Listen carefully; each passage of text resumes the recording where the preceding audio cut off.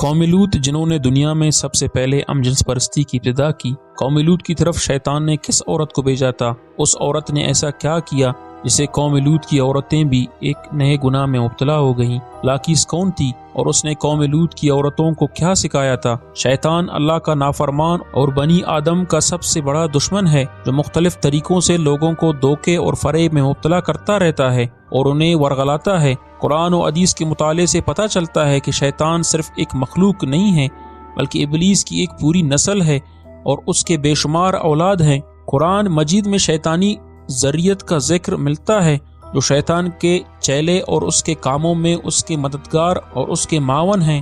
بیان کیا جاتا ہے کہ شیطان کی کئی اولادیں ہیں جن میں ولہان نماز اور عبادت میں وسوسے ڈالتا ہے، مستوت لوگوں میں افواہ پھیلاتا ہے، واسم گر